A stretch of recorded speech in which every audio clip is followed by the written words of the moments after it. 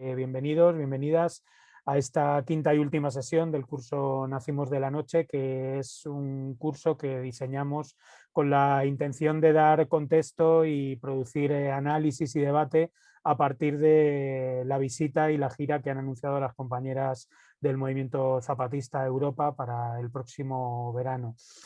Como sabéis, el curso lo dividimos en dos grandes bloques. Un primer bloque que tenía que ver con la historia, el recorrido, algunas de las preguntas centrales que nos plantean desde el movimiento zapatista, también muy especialmente ligado a la cuestión feminista, a las mujeres rebeldes en el movimiento zapatista. Y también lo que hicimos pues, fue una actualización, de alguna manera, también un recuerdo y una actualidad de lo que ha significado el movimiento zapatista en Europa.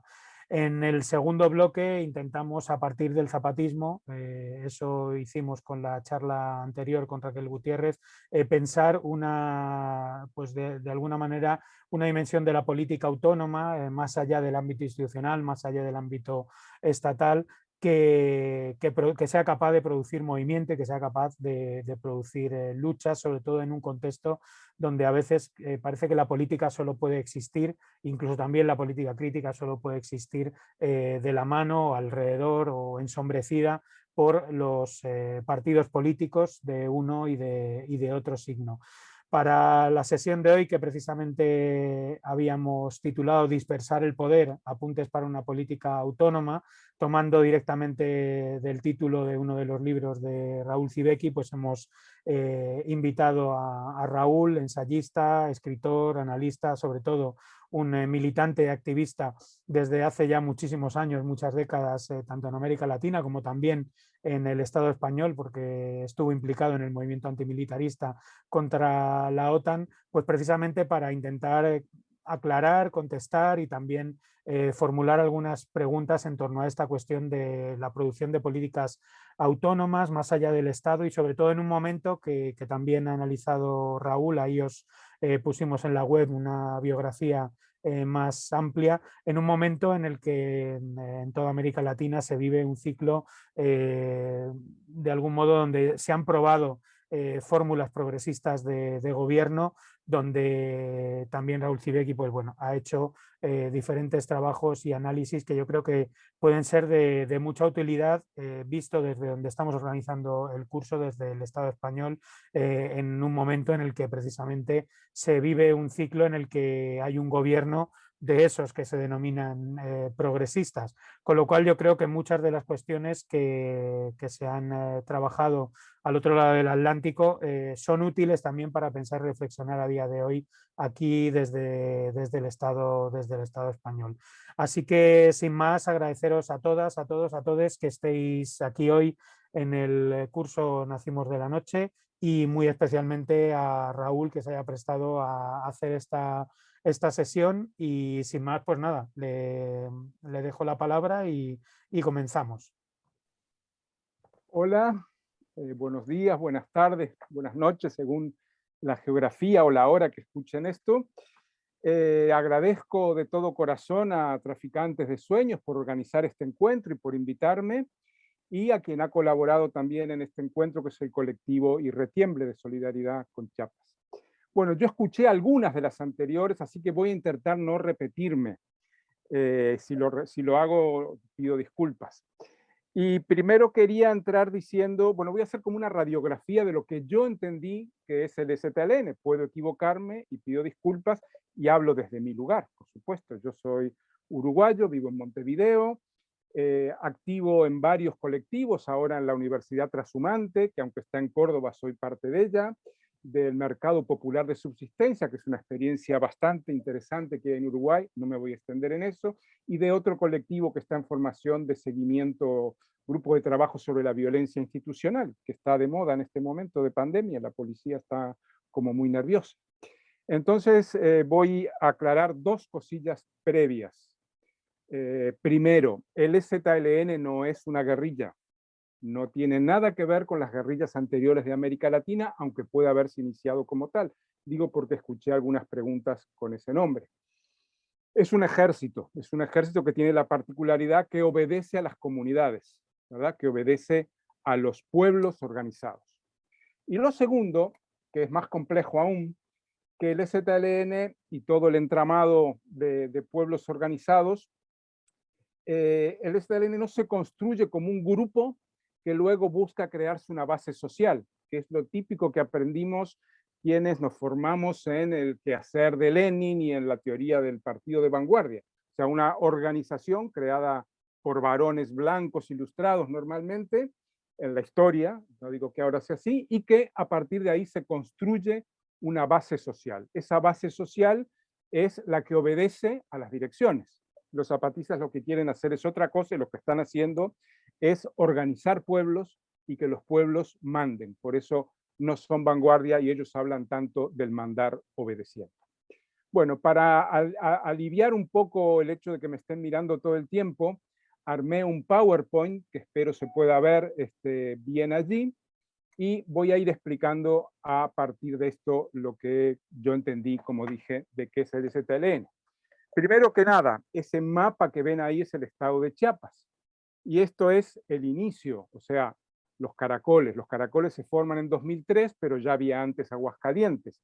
Y como verán, están básicamente en una zona de la selva y los altos de Chiapas. Son los 5 caracoles históricos que ha tenido el EZLN. Voy a empezar por algo así general, luego iré a los detalles y luego volveré a lo general.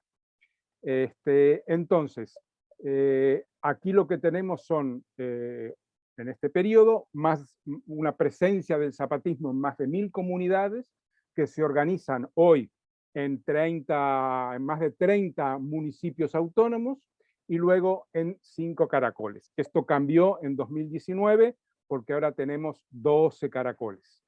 Lo que ven ahí es 2 colores básicamente, o 3. La zona morada es la zona tradicional de influencia zapatista. La zona esa que está apaisada, o sea, entre verde y gris, es la zona de ampliación del EZLN. Y los 5 caracoles que vieron anteriormente son los que están ahí en negro, ¿verdad? Y ahora los 7 nuevos son esos rojos, más 4 municipios autónomos que están ahí abajo de todo, y en San Cristóbal 1 y al norte en Tila en otro. O sea, ahí tenéis con las estrellas, son los municipios autónomos y luego los caracoles. En total son 43 centros de organización zapatista. Y aquí lo veis ya desde otro lugar. La superficie total que abarca el zapatismo es más o menos lo que sería el país El Salvador, ¿verdad? Y me parece necesario insistir en 2 o 3 cosillas. Primera, como dije, hay presencia zapatista en 1200 o quizá más comunidades, lo que no quiere decir que toda la comunidad sea zapatista. Si en una comunidad hay 50 familias, las 50 pueden ser zapatistas, pueden ser la mitad, un tercio o 1 o 2 familias, nada más, como sucede. Lo que pasa es que las relaciones con las familias no zapatistas, que pueden haber sido zapatistas y lo dejaron, y no por eso son traidoras, o pueden tener colaboración o relación con el zapatismo, o pueden llegar a integrarse mañana. Entonces, esas familias no zapatistas, a las que ellos denominan hermanos priistas por el PRI o hermanos partidistas por ser de un partido, ¿verdad? Esas familias tienen una relación a veces mala, pero en general acuden a las clínicas zapatistas porque no los humillan ni les cobran, acuden a la justicia zapatista que se imparte en cada uno de los espacios y así sucesivamente. Entonces, un conjunto de bases, comunidades, pueblos, poblados, ejidos, el nombre varía en la denominación, se agrupan en esas estrellitas que son municipios autónomos. Y luego un conjunto de municipios autónomos se agrupan en uno de los caracoles que en este momento, como dije, se han ampliado. Entonces, es lo que voy a tratar de explicar ahora. Ellos rechazan el concepto de homogeneidad. El territorio zapatista es heterogéneo. Hay familias zapatistas, familias no zapatistas, el ejército ha infiltrado o ha colocado y tiene cuarteles y hay grupos armados paramilitares, paraestatales, que operan contra el zapatismo, contra las bases de apoyo zapatistas, y también rechazan el concepto de hegemonía, ¿verdad? Dicen, nosotros no somos ni homogéneos, rechazamos la idea de hegemonizar a otros, porque también rechazamos la idea de gobernar a otros y a otras.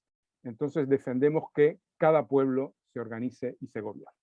A partir de aquí voy a pasar a la base, a los pueblos, las comunidades. Estos son escuelitas que hay muy, muy sencillas y modestas que hay en cada comunidad donde hay organización zapatista. Entonces, en cada comunidad tenemos escuelas, tenemos centros de salud, también así de sencillos. En cada comunidad tenemos grupos de mujeres que cultivan sus huertas, huertas colectivas. Cada familia tiene su milpa, su huerta familiar, y además la comunidad tiene huertas colectivas, y con el producto de esas huertas colectivas se sostienen los diversos emprendimientos de salud, de educación. En general hay un banco, que le llaman el banco zapatista, que se ahorra en animales, porque las comunidades cuando tienen esas cosechas y las venden, producen, compran animales como forma de ahorro. Entonces, como ven, las escuelas son distintas en cada lugar. Esta es una escuela más coqueta, digamos, que la anterior que mostré, y en cada comunidad existen estos espacios construidos y sostenidos por la comunidad, con maestros y maestras que no cobran dinero, no cobran salario, sino que la milpa es sostenida por la comunidad y sus gastos son sostenidos por la comunidad. O sea, es un servicio a la comunidad el ser maestra o maestro. Es un servicio a la comunidad las 4 formas que tienen de abordar la salud, que son parteras, que son hueseras, eso que aquí ahora en Occidente conocemos como osteopatía, bueno, el arte de curar o de mover o de trabajar los huesos, parteras, hueseras, yuyeras, que trabajan las hierbas medicinales, y la persona que se encarga de las pastillas, digamos, de la medicina alopática. Entonces, en cada comunidad hay eso, una escuelita, un puestito de salud.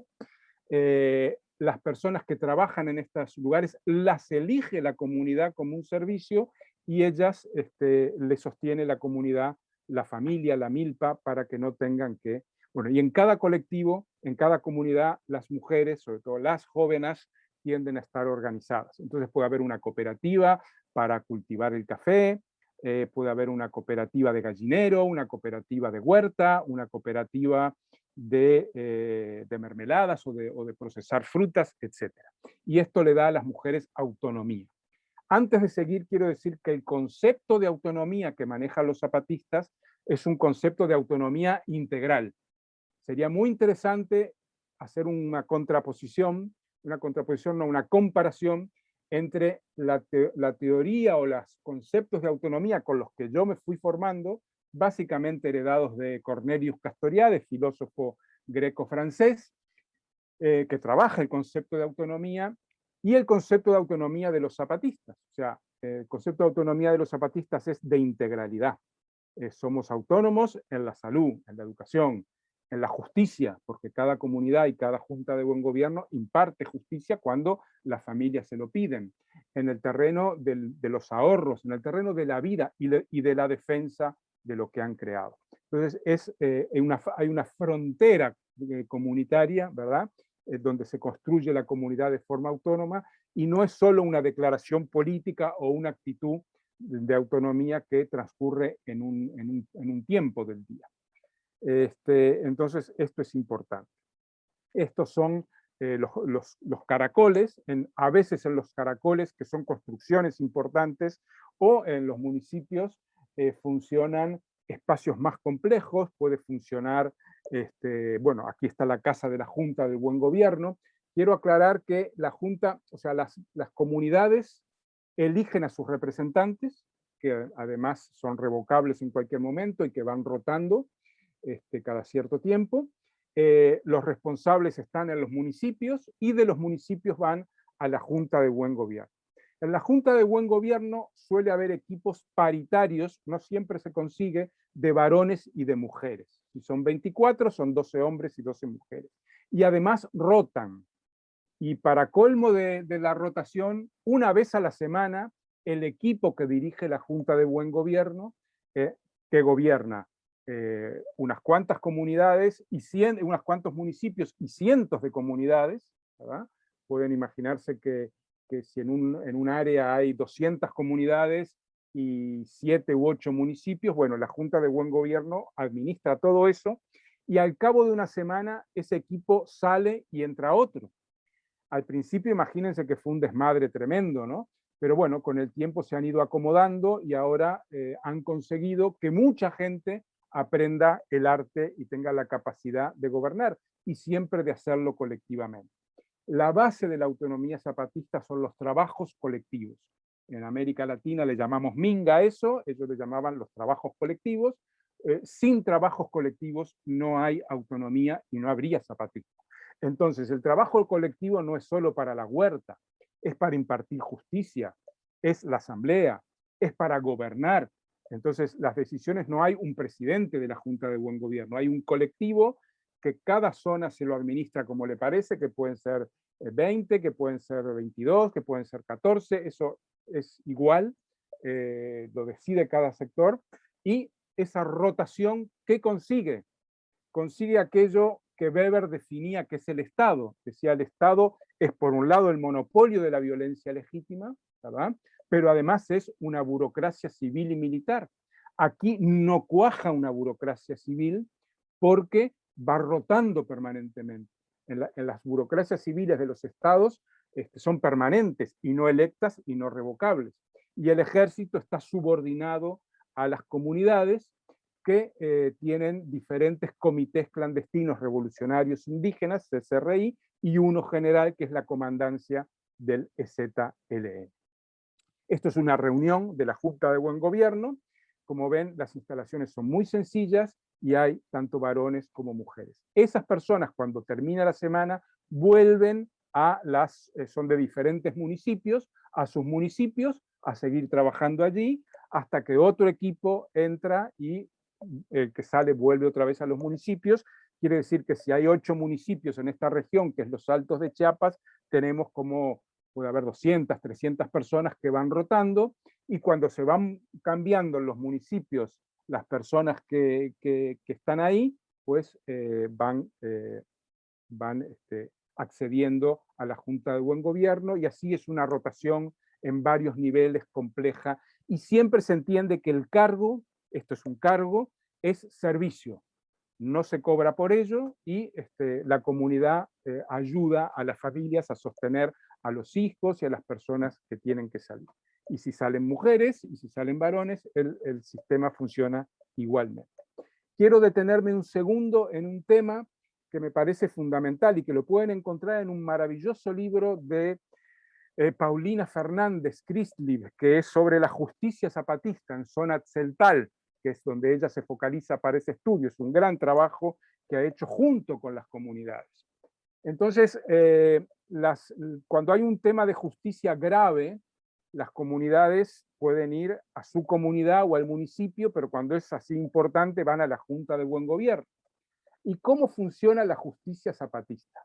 Si yo le robé o le quemé o le hice un daño a la propiedad, a la casa, no son propiedad privada, el uso es de las tierras que fueron conquistadas en el levantamiento, no es propiedad de la familia.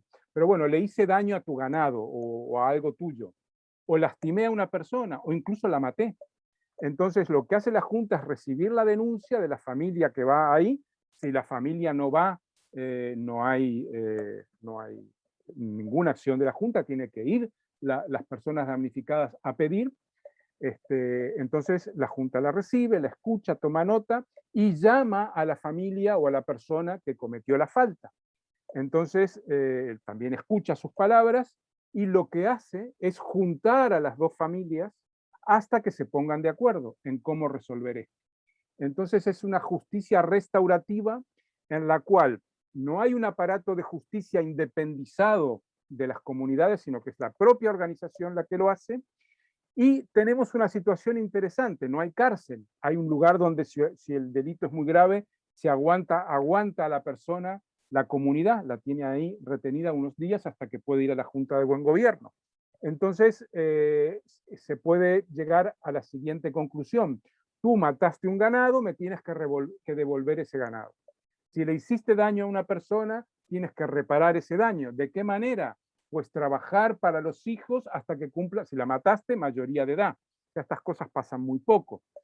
Y, sorpresa, la mayoría de las personas que van a la Junta de Buen Gobierno no son zapatistas, porque ya entre las bases zapatistas lo que hay es un hábito a funcionar sin violencia, o hay casos de agresiones a mujeres, pero no hay delitos graves.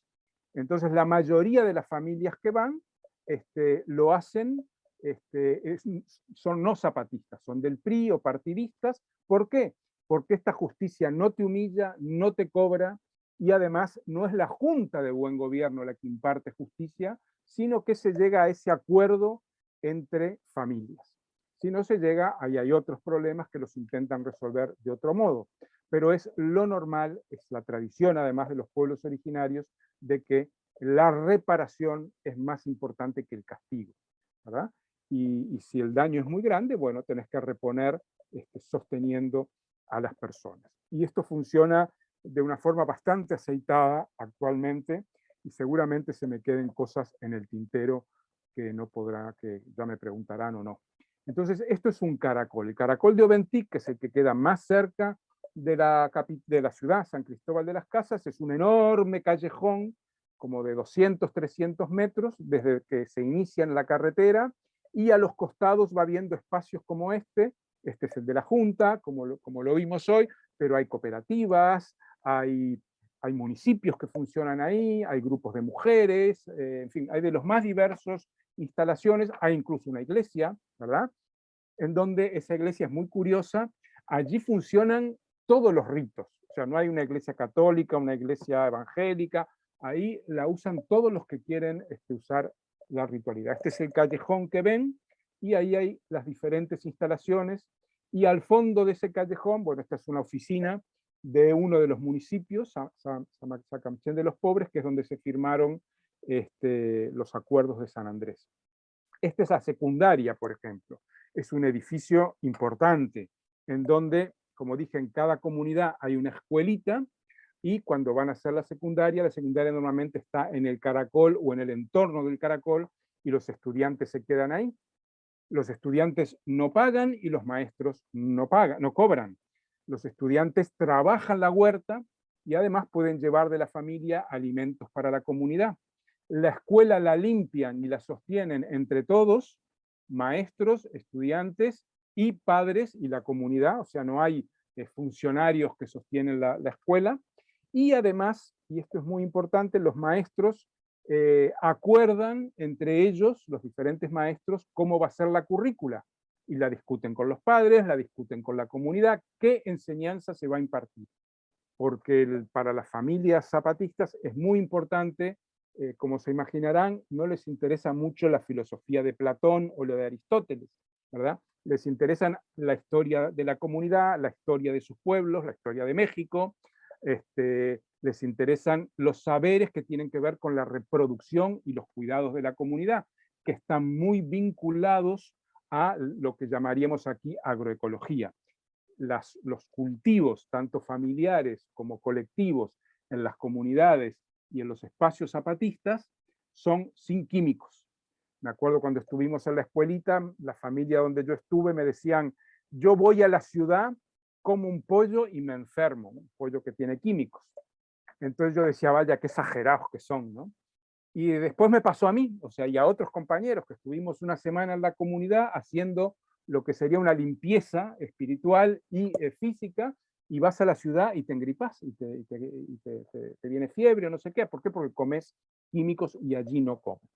Y luego quería decir que cada espacio zapatista es autónomo, ¿verdad? O sea, así como la comunidad tiene su economía y la gente la trabaja, el municipio, la Junta de Buen Gobierno, tienen su economía y la trabajan.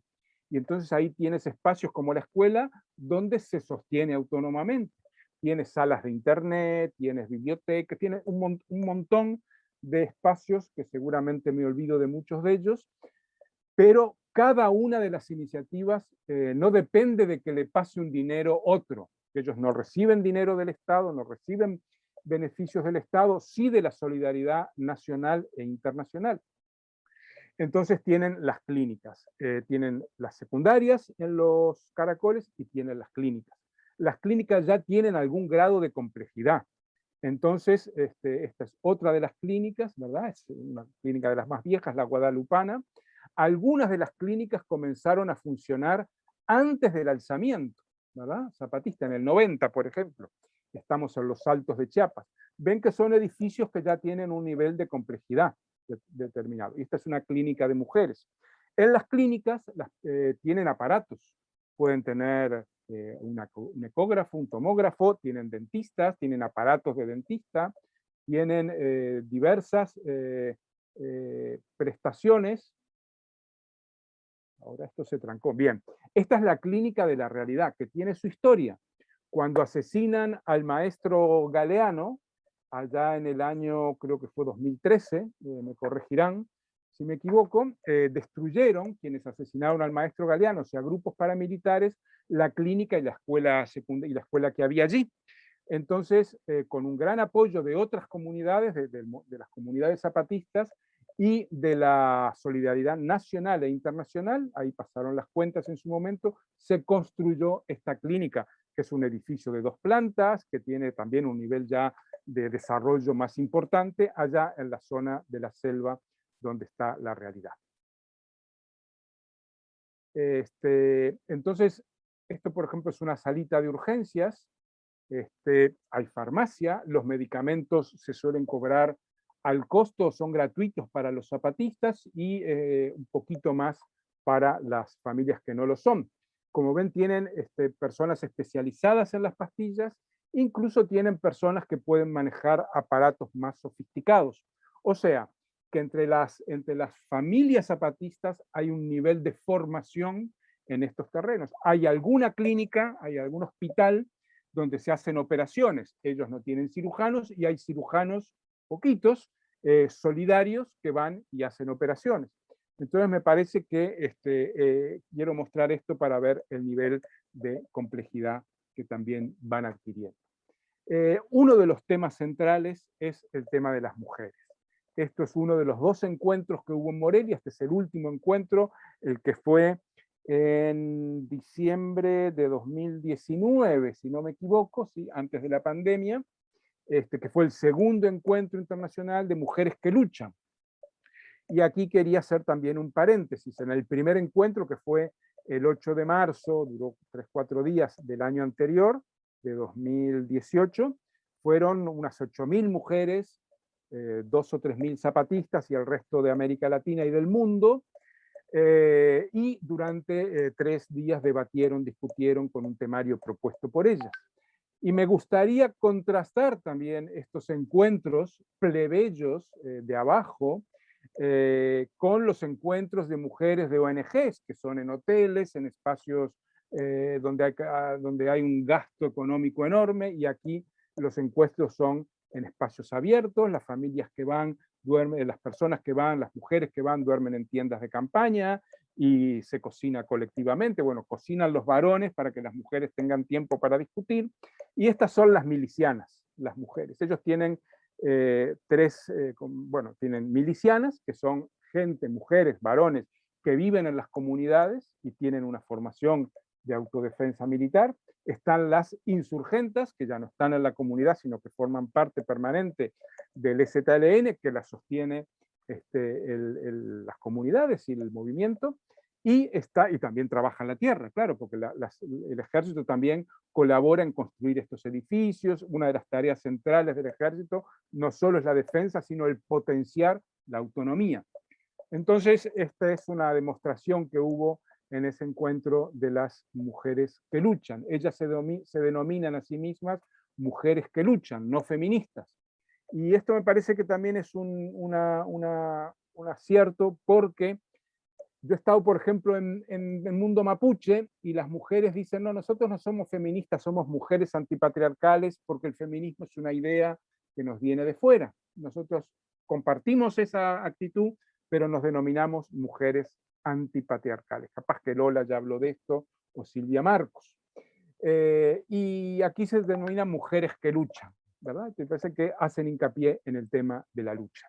Y esta es una demostración que hicieron en el último encuentro. No me voy a extender en esto porque además no me corresponde, que hicieron en el último encuentro donde ya el Caracol Morelia del año en que yo estuve en la escuelita en 2013, a hoy se construyeron un montón de edificios nuevos.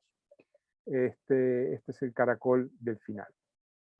Quería terminar la última parte explicando que también hay caracoles nuevos. Este es uno de los caracoles nuevos, el Caracol 10. ¿Se acuerdan que yo les dije que había 5? Ahora hay 12.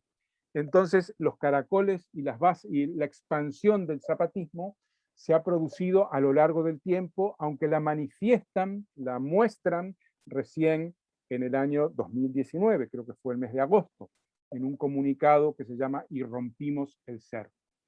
Y esto me parece importante destacarlo porque el zapatismo crece como expandiéndose hacia los lados, expandiéndose en horizontal, como esas ondas que hay, ¿verdad? En un estanque que tiras algo hay una onda. Bueno, no crece hacia arriba, no crece hacia el Estado, no crece jerárquicamente, sino que se expande horizontalmente.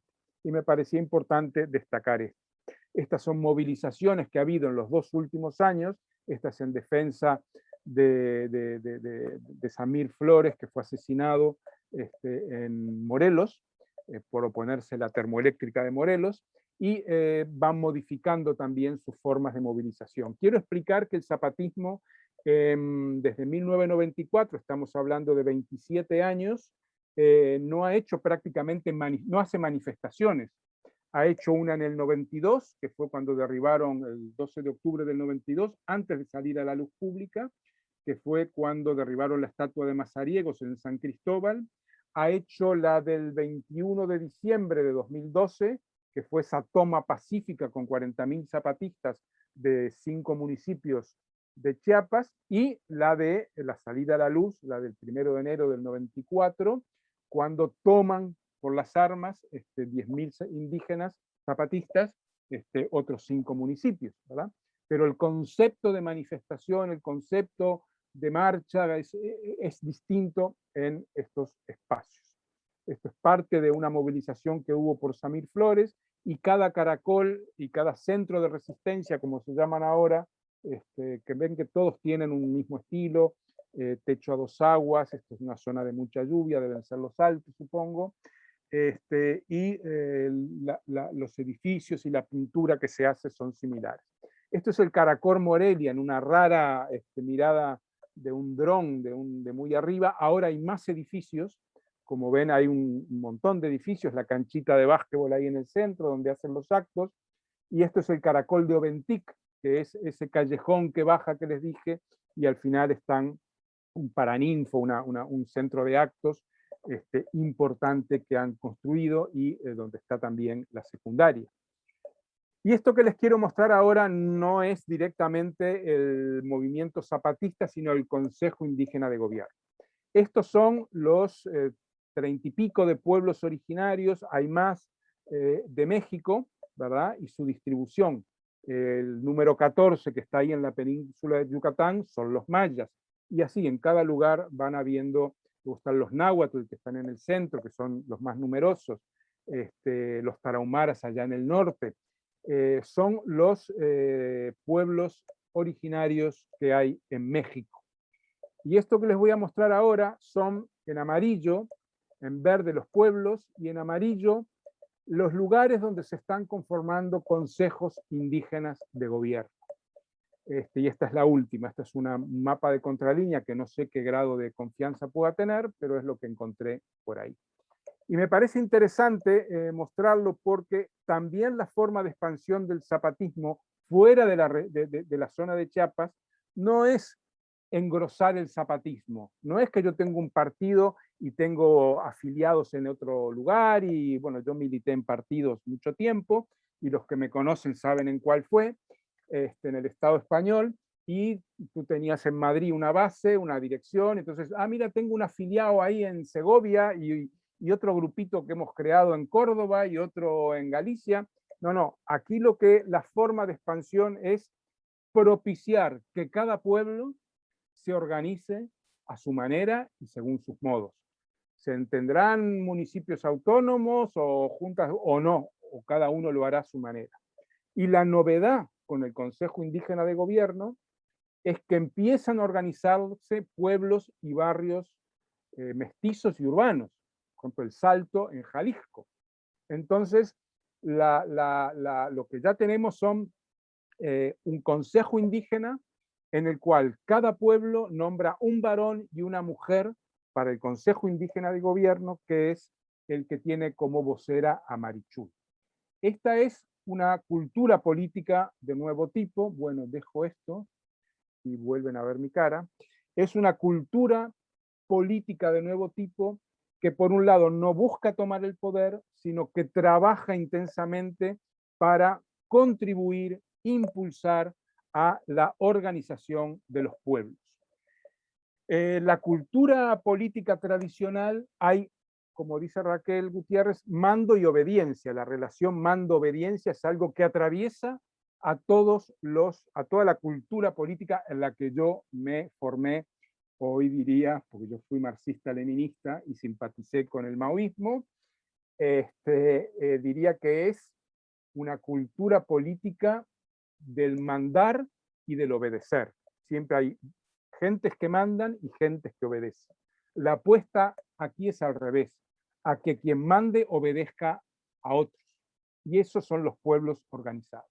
Esto es muy complejo, esta cultura política en la que me deformé, es muy difícil de soltar. A mí cuando se crean nuevos espacios o nuevas realidades como el Consejo Indígena de Gobierno o como cuando los zapatistas dicen nuestra lucha es una resistencia civil pacífica, no queremos la guerra, tenemos armas pero no las usamos y nuestra forma de triunfar es a través de la resistencia y la rebeldía. No queremos la guerra. Y sobre esto es lo último que voy a tocar. Sucede ¿por qué? Porque el zapatismo hace un balance, no dicho, aunque sí inducidamente, claramente dicho por el subcomandante insurgente Moisés, en la Hidra, en 2015, en donde recuerda lo que pasó en Guatemala. Miren, los zapatistas, la zona zapatista es fronteriza con Guatemala. Y en Guatemala hubo una guerra en la cual las vanguardias lanzaron una guerra sin consultar a los pueblos y los pueblos hartos se sumaron, los pueblos mayas. En esa guerra, en 3 años solamente, hubo 200.000 muertos.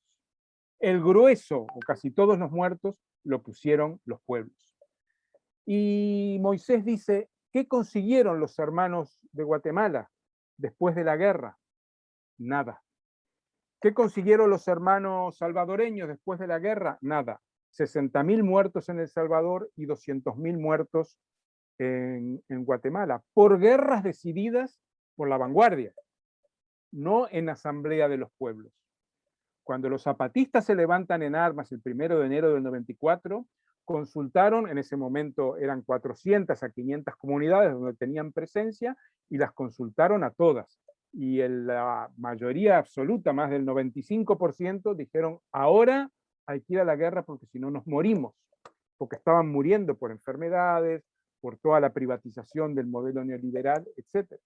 Entonces son los pueblos los que deciden. Los pueblos de Guatemala, de El Salvador, etc., padecieron la guerra, pero no la decidieron los comandantes revolucionarios. Y esto es importante para mí, porque yo me formé en esa tradición. La Revolución Rusa, la Revolución China, fueron guerras, y todas las revoluciones triunfantes posteriores. Al cabo de esa guerra, lo que hay en el poder es una pirámide en la cual la cúspide son esa vanguardia, varones blancos de clase media o alta, algunos eran como Chu Enlai, de la aristocracia, y otros, formados, muchos de ellos en Occidente. Ho Chi Minh se forma en Francia, y la dirigencia bolchevique en Europa, en el exilio. Entonces, lo que hay es esa pirámide.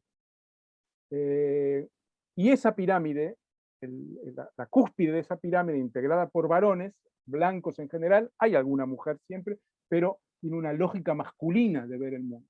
Y ese es el nuevo Estado, el nuevo poder.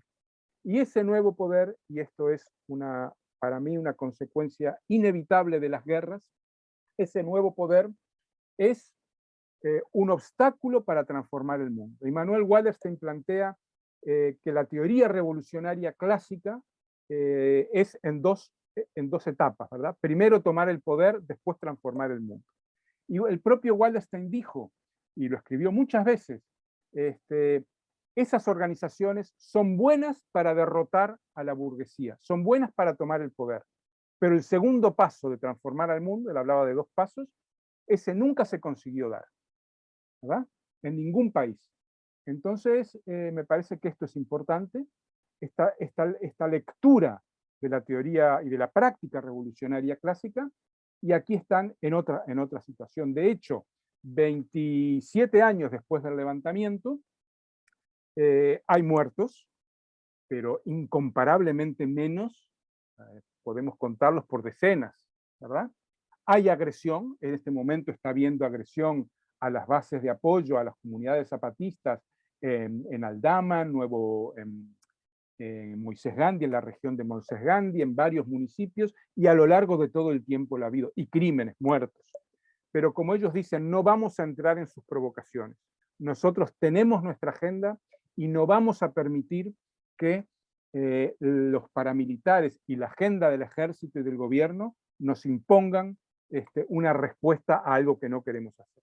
Si mañana las comunidades deciden responder a una agresión con otra, ahí puede ser que vayamos.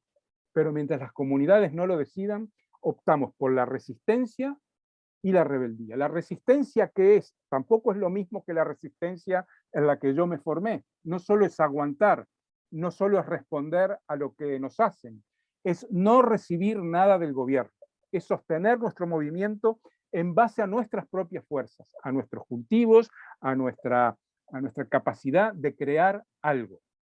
Entonces, como ven, y la rebeldía, ya sabemos lo que es la rebeldía. Entonces, como ven, el zapatismo se sostiene y crece en base a profundizar la autonomía, una autonomía integral, y a expandirse en base a esa resistencia horizontalmente, expandirse hacia los lados.